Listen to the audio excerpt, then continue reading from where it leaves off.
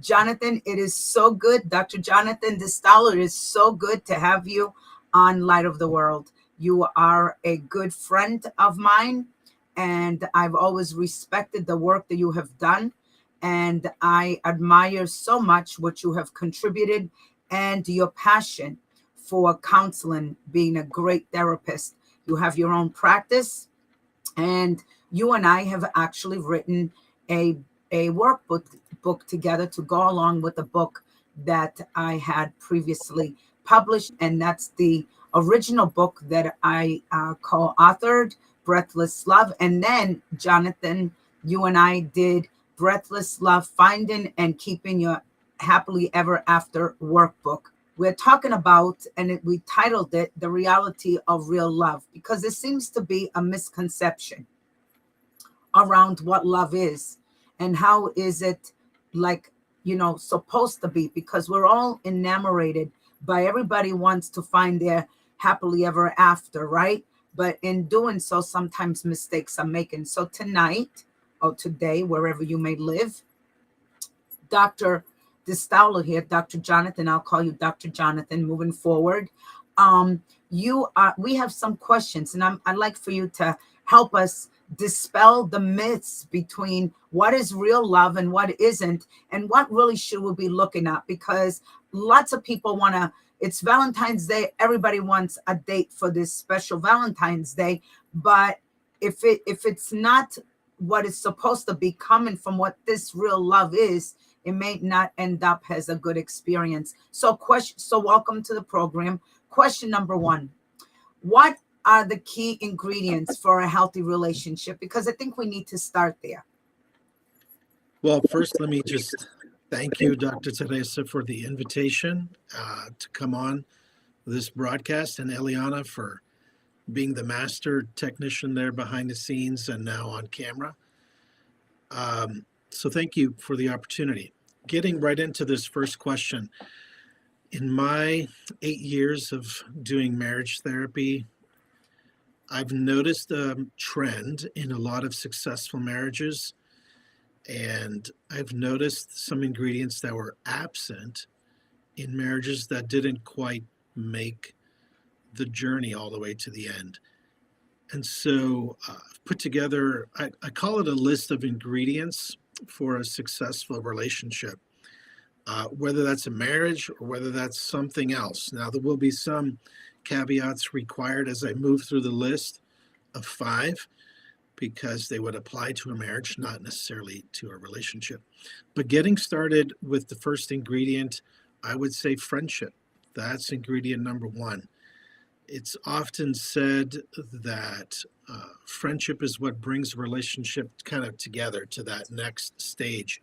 Mm-hmm. And friendship really is important. It's something that often people can at times take for granted, because it's the thing that tends to be there at the initial stage of the relationship. If you're not paying attention to that quality, to that ingredient, it could be one of the first casualties to a relationship that, maybe progresses into romance and then into, let's say, for example, marriage. But it's one of the bedrock ingredients for a relationship to really go the distance. So people in relationships should be asking the question, what is it that we share together as friends? That's right. What brings us together? What keeps us together? Do we enjoy time with each other? Do we share hobbies, interests, passions, those kinds of things? And that's like a fire that needs to be tended to and needs to be fed on a consistent basis. If you're counting on that fire just continuing to burn without ever tending to it, I think you're just making a mistake, a strategic, tactical mistake there in the relationship category. So friendship would be the first ingredient. I don't know if you want me to just keep going or no.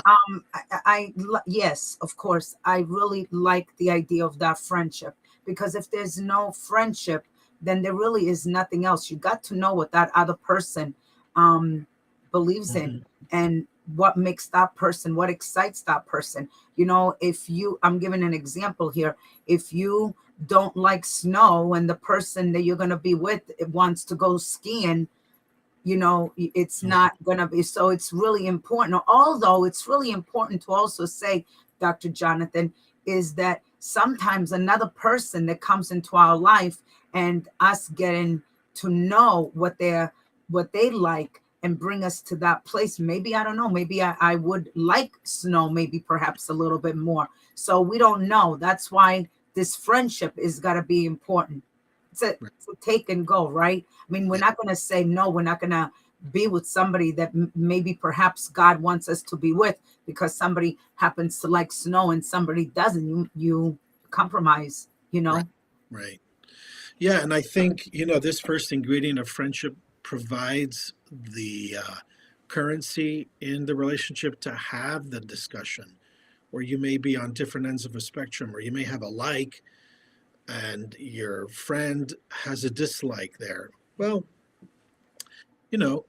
some of these things can be categorized as convictions over preferences. And so you may have opportunity to negotiate some kind of middle ground. But the best way I know to do that is to develop that friendship. So, on to the second ingredient, that would be emotional connection. That's right. Emotional connection is, again, one of those foundational ingredients for a relationship. And the interesting thing about emotional connection, it changes and develops over time. We're not static, robotic, not even artificially intelligent people. We are the real deal, flesh and blood. And over the course of time, I've noticed that even in my life, I have changed, I have grown.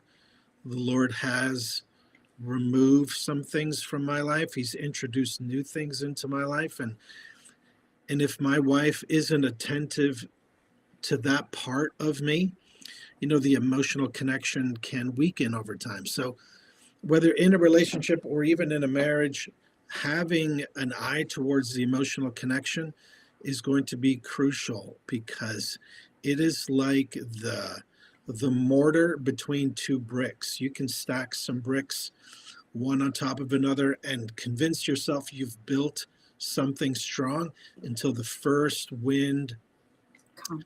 the first shaky ground moment comes, and you'll start to see the bricks stacked on one another begin to shake and wobble, and maybe you lose a few. However, if you take those same bricks and introduce some mortar in between each brick, some cement, and you begin to stack and then layer some more mortar, put another brick, layer some more mortar, and then another brick, you can have strong winds, the ground can even shake, but those bricks stay together. And that's how I view emotional connection. It's one of those things that just gets underrated. Again, um, if you really know your mate, your partner, your spouse, um, even when they're not physically there, you can kind of hear their voice and understand what they would like in this moment, what they would not like in this moment. If you ever had to make a decision, right? Um, and you're in, let's say you're just in a friendship, but you've got an emotional connection with your friend, and you had to make a decision. If that connection is really tight, you don't have to tell yourself, well, I wonder what they would think in this moment. You kind of already know. No. Take that into your relationship with the Lord. Sometimes you might have to inquire of what it is he wants, but I would say, I would venture to say many times you don't. If you have a close relationship with the Lord, you don't necessarily have to inquire what his opinion would be on this matter or the other matter, because emotionally You you know. are connected.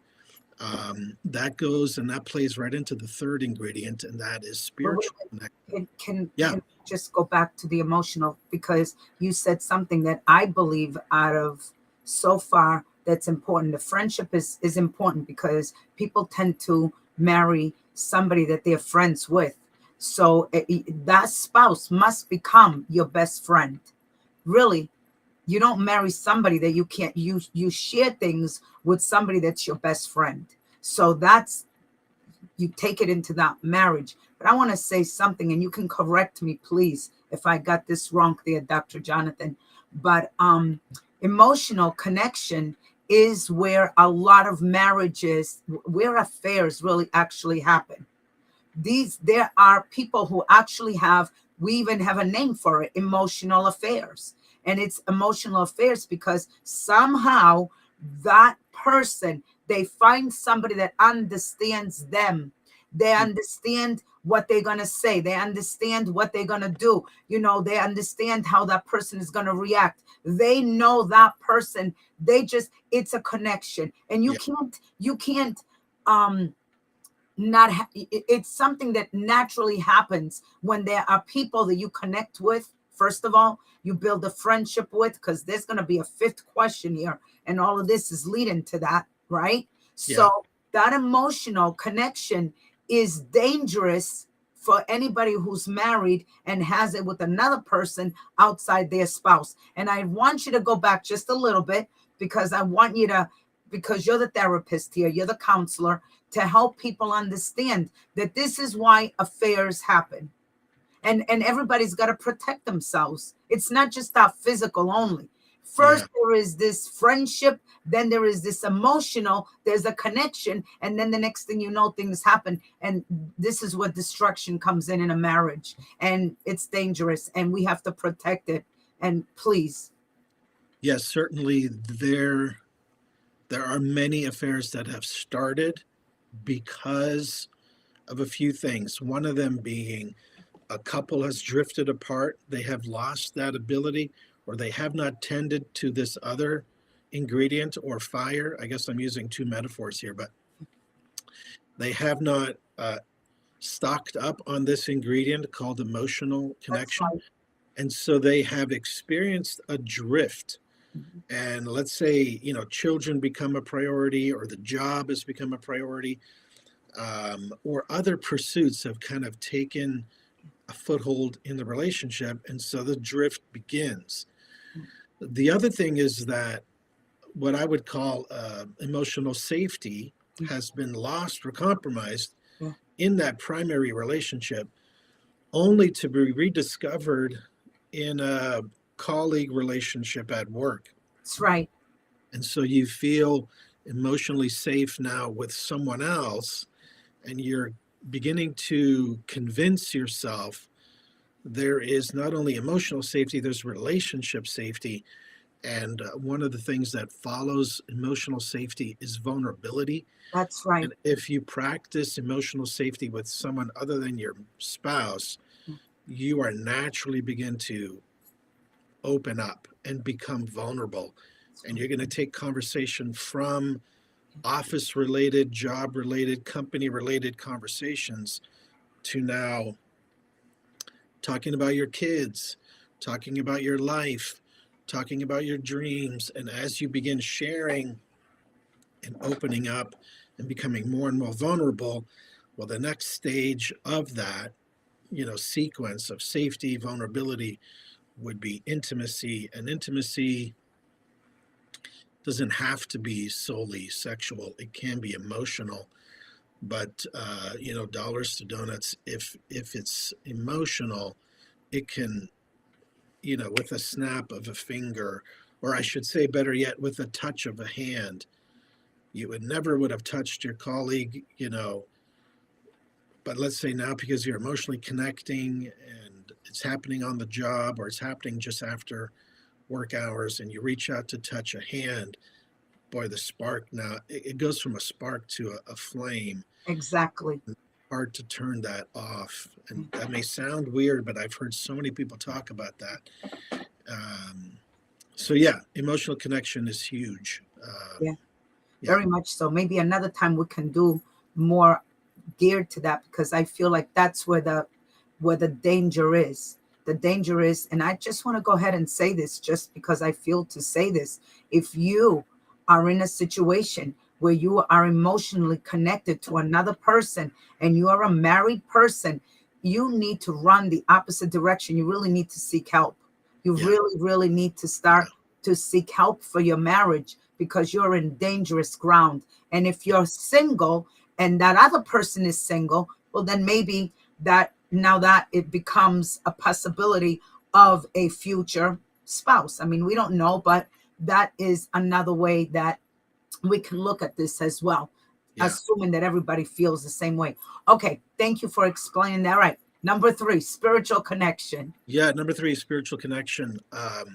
This I would say would be the holy of holies, the core of the core. This would be the absolute bedrock foundation for a relationship that'll go the distance, especially if that relationship is a marriage. So having and developing an ongoing spiritual connection is so important. When you think about who even created this thing called love, well, you have to say, well, God is love. So it's That's right. his idea. Relationships, he saw it first, and when he said it's not good that man would be alone, I will make a helpmate for him. So all this stuff, is rooted and grounded in the Lord's perspective on humanity and how we are to interact in communities. And the essential component of a community, like a husband and a wife, has to be represented by that spiritual connection. If we're not both pursuing the Lord as individuals and then together as a couple, I question whether or not we really understand what love is. I question whether or not we really understand what truth is or what honesty is. Even though I know people will experience love and experience truth and experience honesty out there, at some point, I think I could argue, I'm not going to do that now, but I think I could argue the love that you experience is just a foretaste of what you would experience if you really gave your heart over to the Lord. If your marriage really came around, the center of your marriage really came around faith in Jesus Christ. Obviously, people experience love, can experience genuine connection with others, but it's still like the appetizer to what really can be enjoyed when you bring that relationship to faith in Jesus Christ, and then bring that relationship right there. So that's the third ingredient. And before you go into the 4th, I want to just throw this in there because I don't want us to miss the spiritual connection, because it's very difficult if you are a person that follows God. And I'm talking about really follows God, because, there are people that say that they're religious, but you know what? They don't have that connection with God. Yeah. Church is, I got to go to church just because. You go in the same way, you leave the same way. But when you're a believer, then God shapes and molds you to who he wants you to be. And if you're married to somebody that doesn't understand this concept, it's like you're going the separate direction. It can never end well, because somebody will always suffer, if not both, because there will always be resentment. Please hear me out, because it's the truth. I have spoken. I'm sure you must have as well. Well, he doesn't or she doesn't. I mean, I'm sure you have there, Dr. Jonathan, heard from many couples that are really, they want to do what God wants them to do, but then they're compromised because one believes, well, you can do this, but the other one says, well, no, because that's really compromising. And when you compromise, you get yourself into trouble. So just one little, a little moment, if you can please just talk about this perspective, because we cannot miss the importance of marrying a person that believes the way you do. Many people think that they can bring the other person to their level because they love you. It doesn't work that way. They may love you, but then they'll get tired of your nagging. Yes. So please. Yes. I mean, there's a lot that can be said on this, where I think the statement I would make that I think really crystallizes this point: you have to find a spouse that not only loves the Lord, but fears the Lord. That's a lot of the disconnection that can happen over the course of time is one of us, we both love the Lord, but only one of us fears the Lord. And so we find ourselves now on this less than ideal bedrock. It's got a crack in the foundation, because if I'm motivated not only by a love for the Lord, but a fear for the Lord, then I'm really motivated to live a life that is honoring and pleasing to Him. Whereas if my spouse loves the Lord, enjoys the stories from the Bible, thinks it's great to live this kind of way, but there is window for interpretation on certain things, or there's like wiggle room in some of this stuff, then again, you are inviting trouble into your life in a way Big that's really trouble. hard to describe. Yeah. Big trouble. And when you say fear, you mean the respect fear that I will not do something like Joseph, for example, right? Well, Joseph fear, in the Bible. I was talking to my daughter about this a few months ago, and she said, well, what does it mean to fear the Lord? And I said, well, I know this about my daughter. This is not Olivia, by the way. This is another daughter. I said, do you love to suntan? And she said, yes.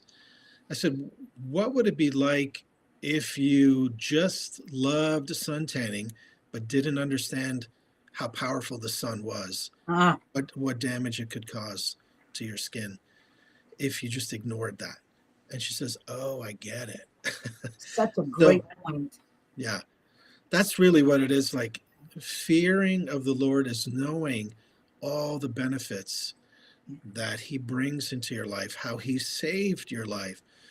But if you don't understand that He's also a judge, a righteous judge, then, you're really missing a crucial piece of that relationship with Him. It's like Joseph in the Bible. I'm talking about the one of the 12 tribes of Jacob, when Potiphar's wife, and it was within her right, really. She could have, she demanded, she wanted to be intimate with him.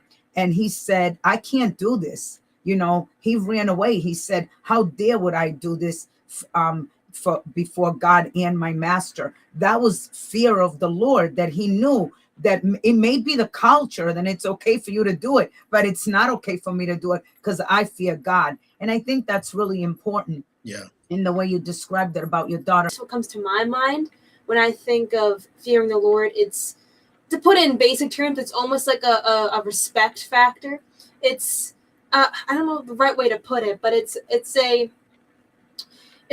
not just as simple as respect, but it's a strong respect in the fact that God's omnipotence, who He is as the one and only deity, how powerful He is, of course, but it's the respect factor of that, His goodness, His grace, and of course, as Dr. Jonathan said, who He is as a judge. So in the back of your mind, you already know that sin leads to consequences. So you have that fear in the sense that you don't want to sin because you know that there will be consequences. It's not fear as in you're scared of God, but you know that whatever action you take is going to have results because He is fair and He is just. It doesn't mean that He's mean or He's cruel or anything like that. It just means that He's just. And part of that respect is knowing how just He is and to live according to who He is in that sense. Yeah. Beautifully Yeah. said. Okay, so I appreciate that, Eliana. Well said. The last two ingredients, I'm just going to lump them together because they deal with the same topic, but from a different angle, each ingredient. The first one is nurturing touch. Yeah. And, let's face it, one of the things that's enjoyable about relationships is that we have physical contact. That's right. With somebody. The research says when you get a 20-second hug, that's when the brain begins to release one of those good chemicals in your body. And I forget if it's dopamine or if it's vasopressin. It's one of those chemicals that begins to release and has like healing properties as it moves throughout your system. Physical touch is a big deal. You just have to do any kind of research on isolation and what it does to animals, what it does to people. It's not good. And when you're in a relationship where there is an absence of nurturing touch, physical touch, it's not good for the relationship. Unfortunately, I just come across a lot of couples in marriage where one of them just isn't into physical touch. And the only time they're together, and here's the fifth ingredient, sexual intimacy. Yeah. Now, again, this would be for those in a marriage, covenant of marriage. That's where it's intended to work. But physical touch, even among friends, like a handshake, a hug, how's it going? Being in proximity to each other. That's something, it makes sense. That's something that really works and sustains a relationship, But in the context of marriage, even more so. And then the fifth ingredient comes in to say, well, sexual intimacy, again, God's idea, this is something that he knew would work well for how it is he designed humans, not only for procreation purposes, but for the simple, sheer enjoyment of what happens in sexual intimacy. So those are the 5 ingredients of a healthy relationship, with the caveat being the fifth ingredient is reserved for marriage, the context of marriage, only between a man and a woman. Thank you for saying that. I agree with you. It's so funny because my children, and Eliana is here, Justin is not, but they need to always, like when I wake up in the morning, Justin is waiting for me with his arms open. Mama, good morning. And he wants that hug, and sometimes I'm in a hurry, but like when I go to hug him and he goes, oh, I love you, mama, and the same for Eliana, like I know they're laughing, but it's okay because this is how a family should be. But I'm just giving you an explanation coming from a mother child. Both my children need that hug. They need me to hold them. My son is 25 years old. He still wants me to hug him, and it's, and I love being hugged by my children, of course. Imagine how much more a spouse desires that from the person that they consider to be their best friend, right? The person emotionally connected to, spiritually connected to. Yes. Yes. How much that's more? Where I'm going with that. And that's very important. And I don't know why the Christian community has made this sex thing a taboo. Maybe because I come from a medical background. So I went to medical school, as we all know. So to me, sex is not a dirty word, within a husband and a wife, a male and a female.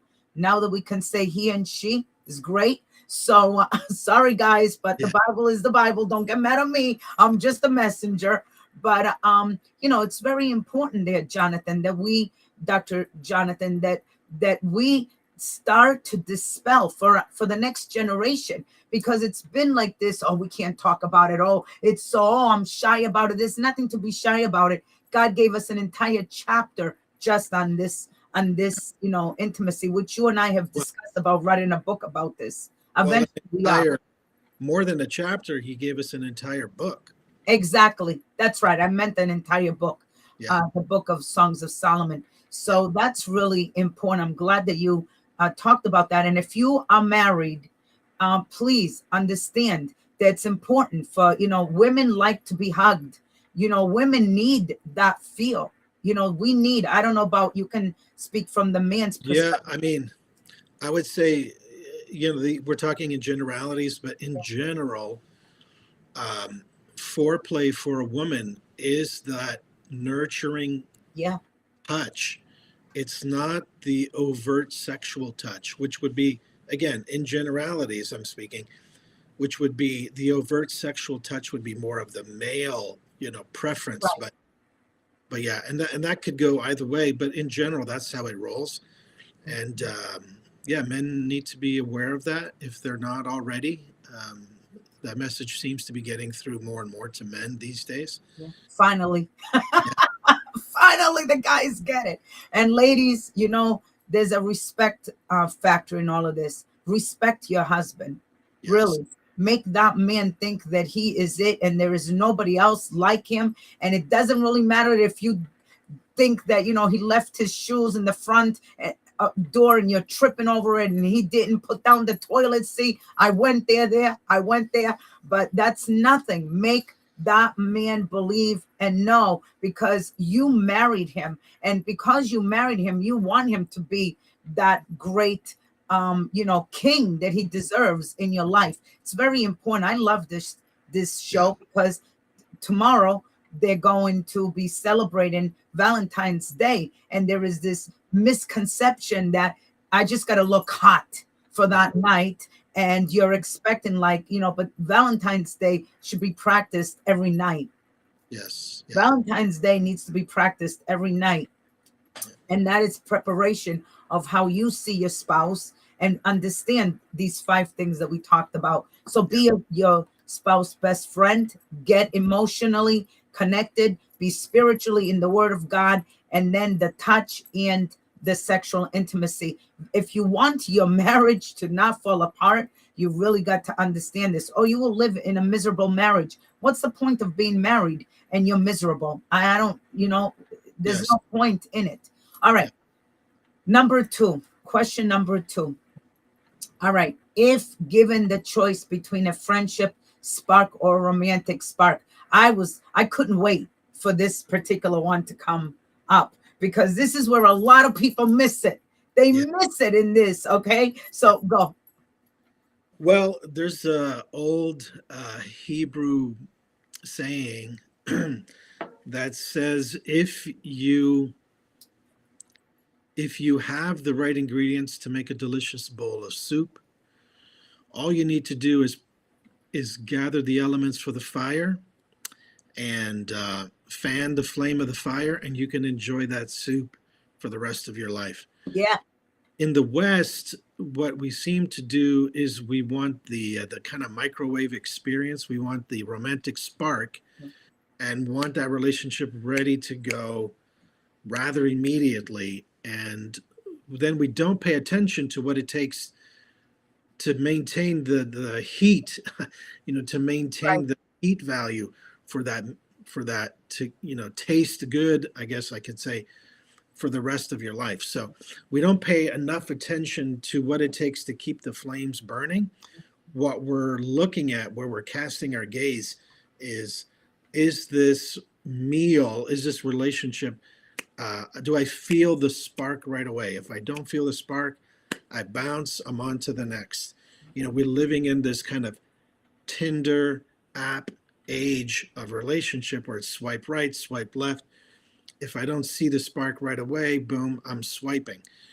And it's been such a detriment to relationships. It's been such a detriment to society, to our culture, to our community, because we're looking at people as commodities instead of made in the image kinds of people.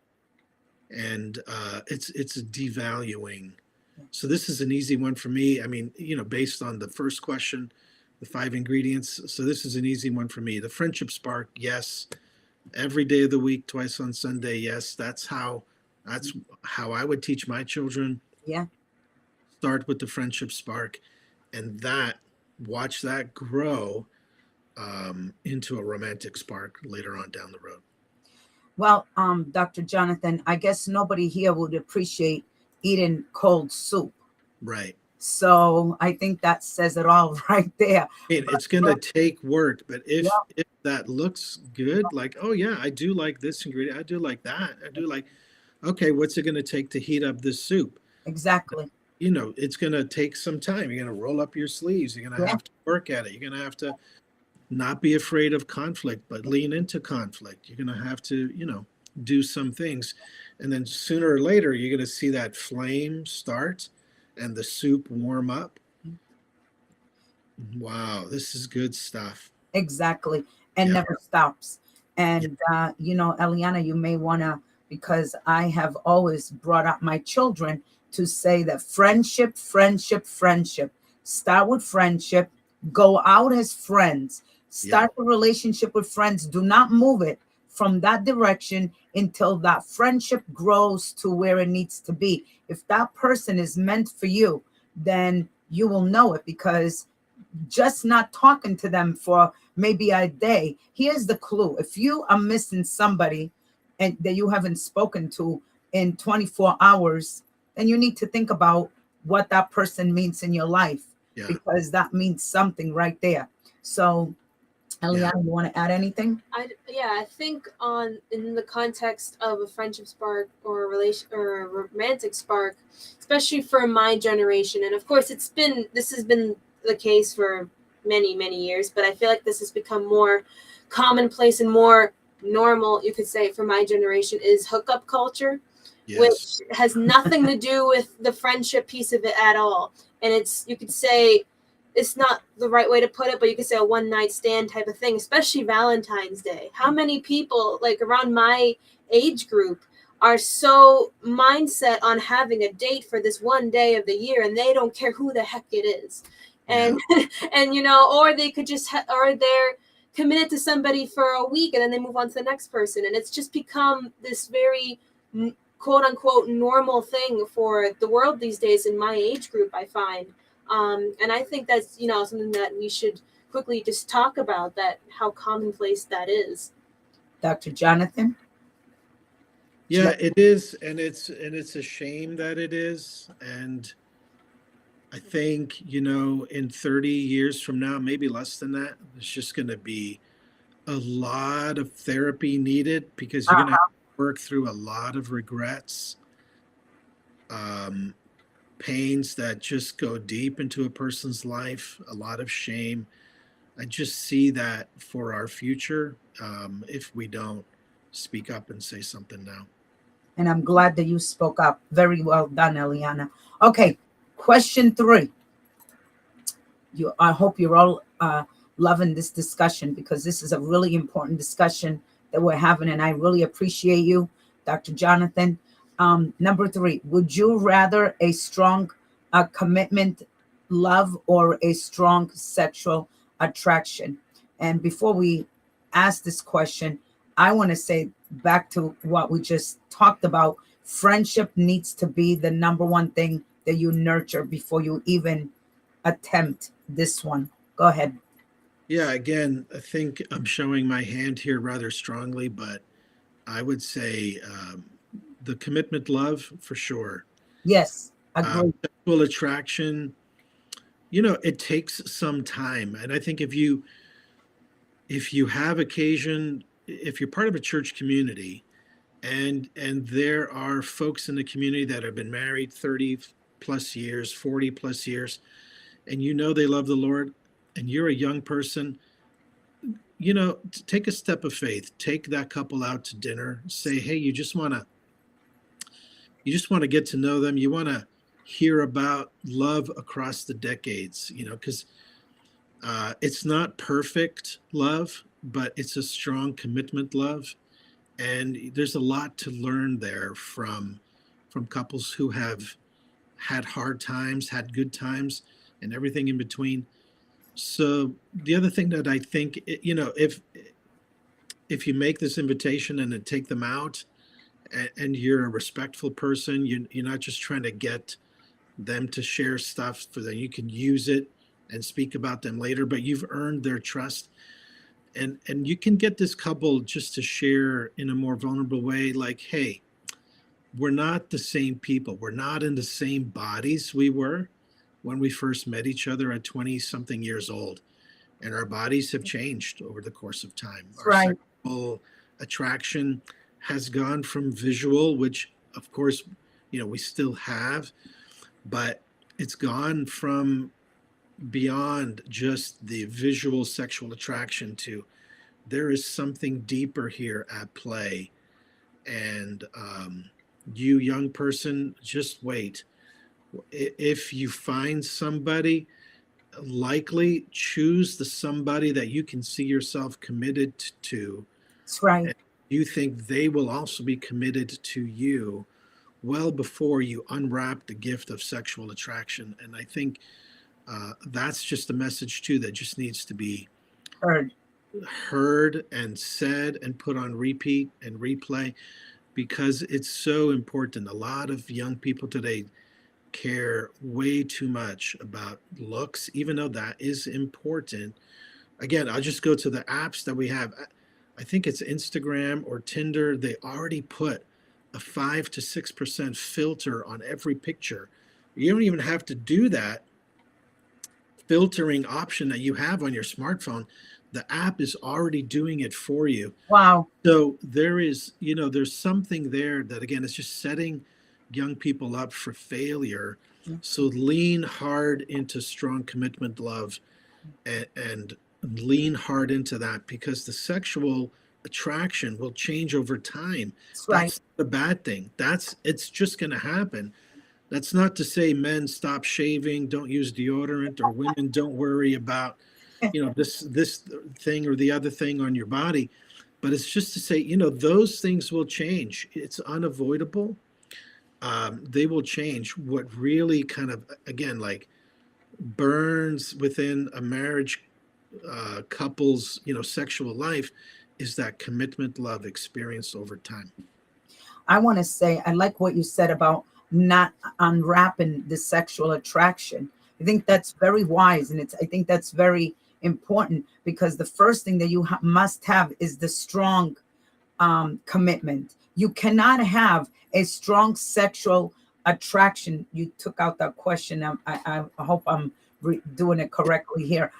Yeah, you cannot unwrap that strong sexual attraction without understanding that there has to be a strong committed, that I married you and I'm going to be loyal to you. Doesn't matter if you get fat, if you get bald, if you get whatever, your hair turns white, the body wrinkles. It's part of life. You can't, I can't expect, no woman should expect that the guy she married doesn't have a pot belly now, nor should a man expect that after having children and, the woman is, 40, 50, well, say 50, 60 years old, that there isn't going to be any, any wrinkles or any whatever you want to call them.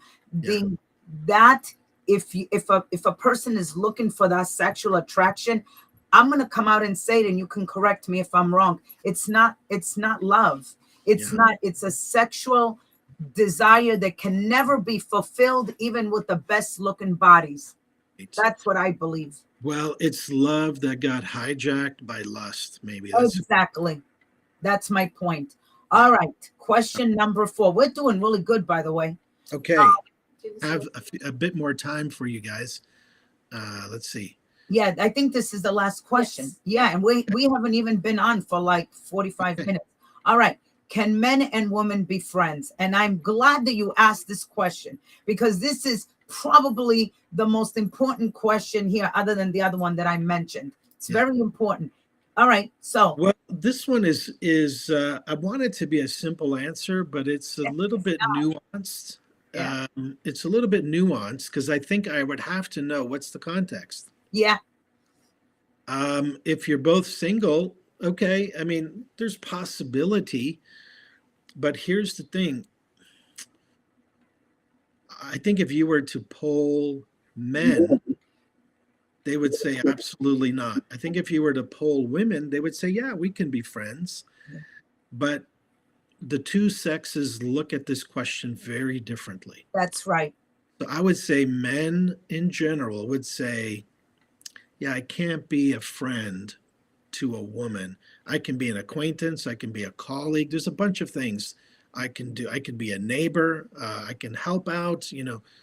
I can be a safe person to be around when they need that. But friends, that's a challenge. I think most women, maybe both of you women could speak into this, but I think most women would be surprised to hear men answer this question. No, that's not possible. And women tend to say, yes, they can, because they don't understand. They don't understand. They don't see. Most of the time, women are misinformed about what a man is all about. Exactly. Yeah. And I think that this is really important, Dr. Jonathan, that we discuss this, because when you have a friend that's a guy or a woman, you have to understand when the right man comes into your life, or when the right woman comes into your life, there's going to be issues, Yeah. because we said from day one, from the first question, that we have to be friends, or that we should have it. Our spouse should be our best friend, because of the emotional and the spiritual. And let's leave the contact and obviously the sexual out. But there's 3 out of the 5 that you form when you become best friend with the opposite sex. Right. So I'll speak personally for me.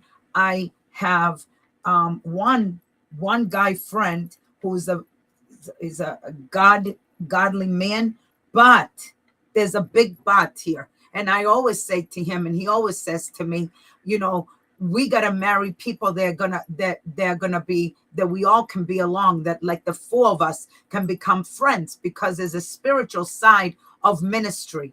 Does that make sense what I just said? There is a limit how friendly he can be with me and how friendly I can be with him, because we are friends in the spirit, in the sense that we are pastors, and we are pastors of the same church, and we do things for Thread of Hope. But we're constantly talking about, when your wife comes in, when your husband comes in, it's almost as if there is these 2 people that we don't even know, because he doesn't have a girlfriend and I don't have a boyfriend, but we always talking about, well, your husband will do this and your wife will do this. There is a different. So when we say about friends, it depends how much you respect the person, that he realizes, and I realize, that each one of us belong to other people, but we're doing a work together. And when those people come, they're going to be a part of this friendship.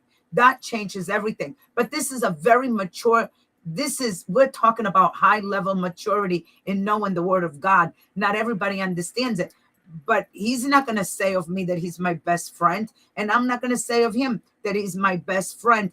But we're friends, and we're best friends up to a certain point. And it doesn't cross that line. Does it make sense? Yes. The very things that you said. Yes. So again, there's a lot of nuance here that has to be identified for me to really answer this question well. But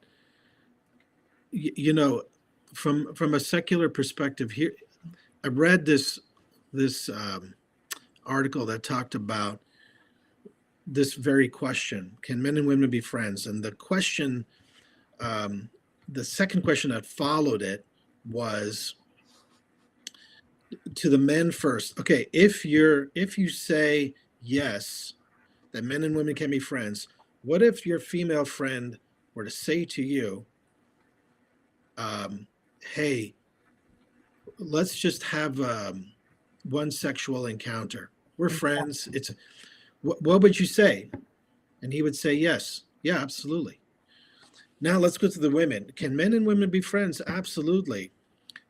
What if he was to approach you and say, hey, we're friends, we go back years, how about we just sleep together one time? What would you say? And they would go, absolutely not.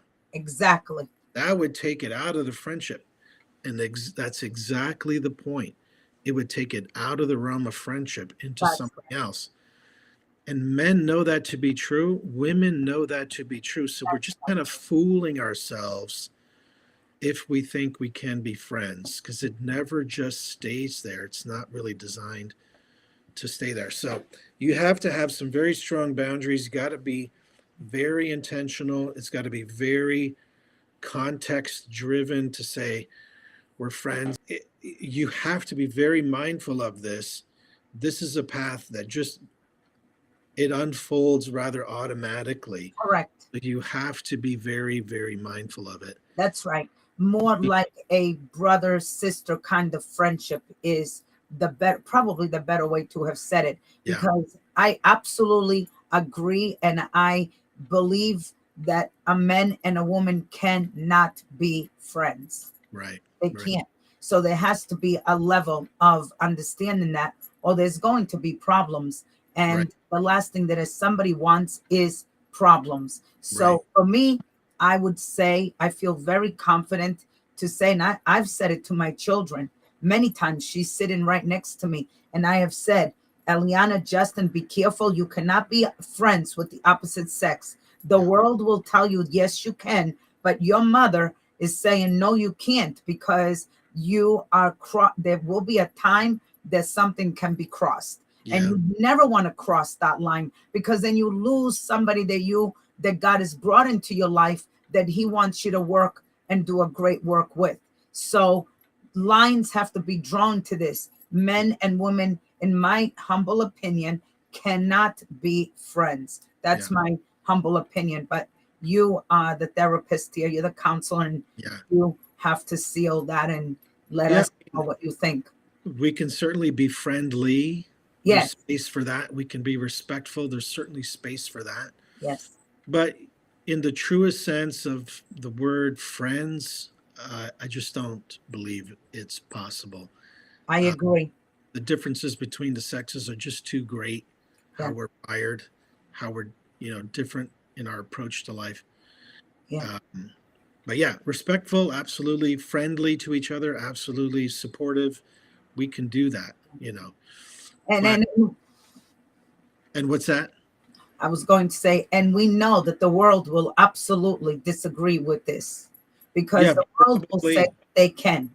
But Prob- what would you say to that? Yeah, they would probably disagree to Yeah. that, but I guess they're entitled to their opinion as we are entitled to ours. And so, Yeah.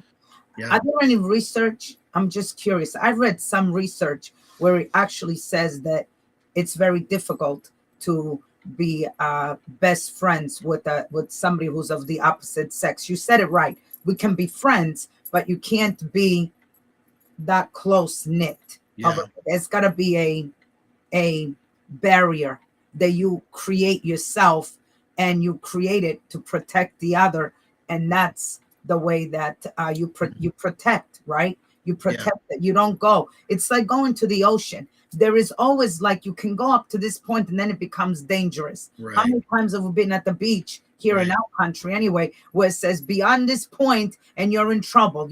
Don't go beyond this point. And people still try to go behind that place and get themselves into a lot of trouble. I say don't go there. I Right. say stop yourself and put the barriers so that you do not create a friendship that you are not going to be able to handle.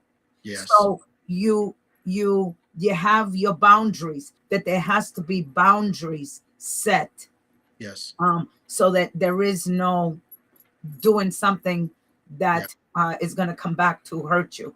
yes. Well, Dr. Jonathan, before we end this, Eliana. No, you guys pretty much nailed that. The question that I guess viewers should just keep in mind is, of course, like we said, depends on context, but how long can a friendship actually stay a friendship? That's what it comes down to, if you really think about it that way. I can't say I'm speaking from experience, but that question comes: how long can you stay just friends for? When you reach that, like Dr. Jonathan said at the beginning, we're talking about like emotional connection and the friendship factor. Typically friends, best friends already kind of they have their own emotional connection between friends. So how long can that actually stay as just a friendship? That's where someone's got to really just be careful about that. Yeah, you have a friendship connection. Most likely, the next thing that's going to happen is emotional connection. And guess what? When you have an emotional connection to someone of the opposite sex, romance bells are beginning to ring. That's right. You could tell yourself otherwise, but you would be fooling yourself. That's right. Walking into the deep end of the pool, or the other were. So yeah, thanks for the good reminder.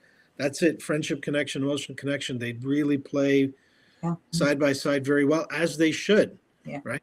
So yeah. Exactly.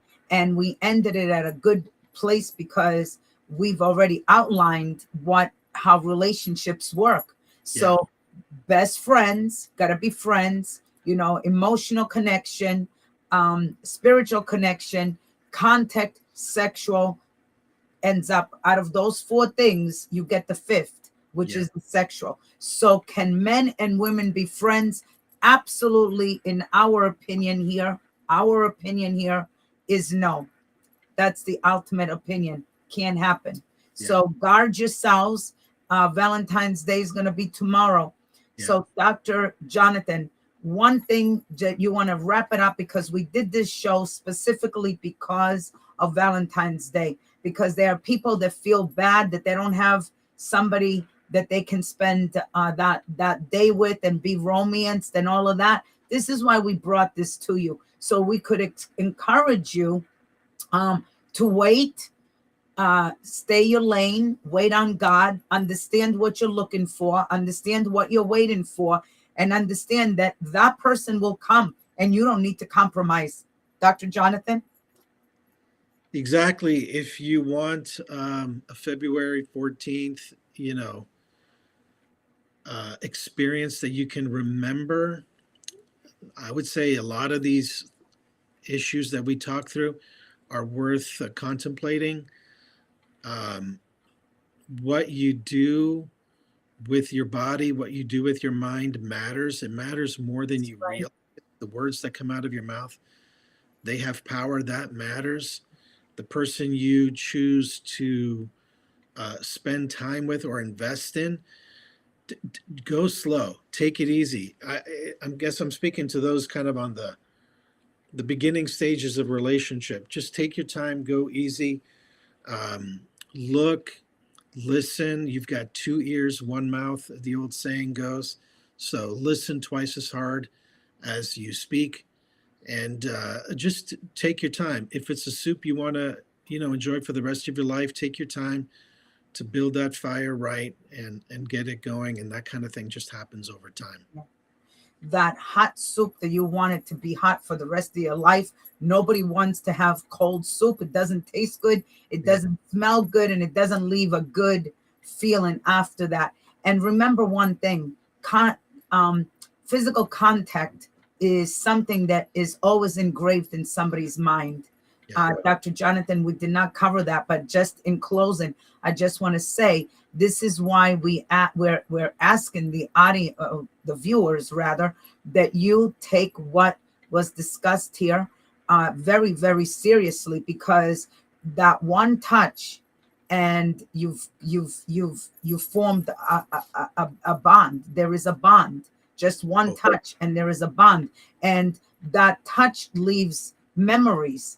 And that's something that becomes dangerous and very painful and very hurtful when the relationship does not go the way you think it should go. That's the reason why sex outside of marriage means nothing, because you formed a connection with somebody and a soul tied, but we'll talk about that another time. But what you've done is you've actually made a memory that's very painful, and you scarred yourself because those memories are there about another person.